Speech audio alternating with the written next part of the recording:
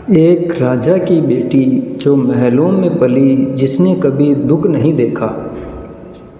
एक राजा की पत्नी सीता माता, जिन्होंने इतना दुख देखा जितना कि शायद ही किसी ने देखा होगा। पहले तो पति को 14 वर्ष का वनवास मिला, उसमें भी सीता माता को वनवास में रहना पड़ा। फिर वनवास के दौरान रावण सीता माता को हर के ले गया। वहाँ दिन रात माता सीता एक पेड़ के नीचे कैसे रही होगी, चाहे वो सर्दी हो या गर्मी हो, कैसे उन्होंने वो दिन बिताए होंगे। जब यह कुछ मात्र हमारे सुनने से ही रूह कांप उठती है, तो उन्होंने तो यह सब कुछ स्वयं ने सहा है। माता सीता के इन्हीं गुणों से हमें बहुत कुछ सीखने को मिलता है। अगर इन गुणों को हम अपना लें तो जीवन बदल सकता है। तो हम इस वीडियो में माता सीता की उन 5 बातों के बारे में बताने जा रहे हैं, जिन्हें अपनाकर आप अपना जीवन बदल सकते हैं। संयुक्त परिवार। आजकल हमारे परिवार में संयुक्त परिवार ख़त्म हो गए हैं। आज हम 2 भाई एक घर में नहीं रह सकते, जबकि सीता माता ने अपने मायके में हो या ससुराल में, माता सीता कभी अपने बहनों से दूर नहीं रही। माता सीता हमेशा अपने पूरे परिवार को साथ लेकर चली। तो हमें सीता माता का यह गुण हमेशा अपनाना चाहिए कि हमें संयुक्त होकर रहना चाहिए और पूरे परिवार के साथ सहयोग करना चाहिए। सीता माता का दूसरा गुण स्वावलंबी। माता सीता से हमें स्वावलंबी बनने की शिक्षा मिलती है। माता सीता ने किसी तरह से वन में रहकर अपने पुत्रों को शिक्षा दी, कैसे उन्हें बड़ा किया, कैसे सीता माता ने उन्हें इंसानियत के गुण पैदा किए, कैसे उनमें बाल्यकाल से ही ज्ञान की गंगा प्रवाहित की, कैसे सीता माता ने अपने पुत्रों को वन में रहकर छोटे छोटे काम सिखाए। शायद सीता माता धरती की पहली औरत थी जिन्होंने बिना परिवार के अपने बेटों में इस तरह के संस्कार दिए। हमारे आज की महिला भी सीता माता के इन गुणों को जरूर अपनाए।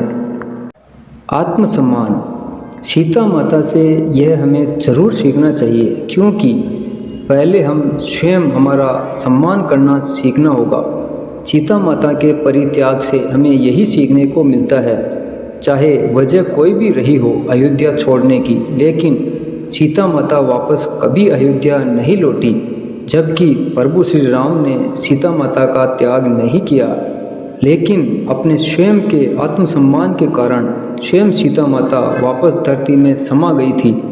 जब हम खुद अपने सम्मान की रक्षा करेंगे, जब ही यह समाज हमें सम्मान देगा। सीता माता का चौथा गुण विपरीत परिस्थिति में धैर्य रखे। सीता माता के अंदर इतना धैर्य था, इसका उदाहरण जब सीता माता को उठाकर रावण लंका में ले गया था और उसके कारण सीता माता को एक पेड़ के नीचे रहना पड़ा, चाहे गर्मी हो या सर्दी हो, लेकिन सीता माता ने कभी धैर्य नहीं खोया। इसके कारण सीता माता को बहुत दुख देखना पड़ा, फिर भी सीता माता ने रावण की एक बात नहीं मानी, वह लंका में रहकर पवित्र बनी रही।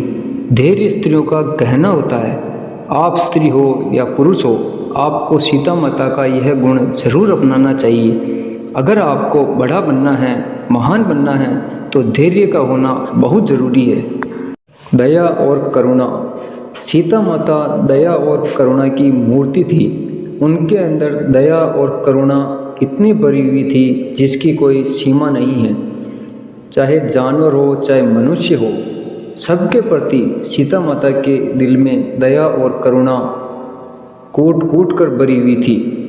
इसका उदाहरण आप रामायण में भी देख सकते हो। जब रावण सीता माता को छल कर लेने आया था, फिर भी सीता माता ने उनको साधु रूप में समझकर कि भाई साधु है, तो उन्होंने भोजन के लिए उनको मना नहीं किया। जबकि लक्ष्मण जी सीता माता के लिए लक्ष्मण रेखा खींच कर गए थे और उनको सौगंध दिलाकर गए थे कि आप इस रेखा से बाहर मत आना। फिर भी उन्होंने साधु के आग्रह और उनकी दया और करुणा के कारण वो उस लक्ष्मण रेखा से बाहर आकर भी उनको भोजन कराया।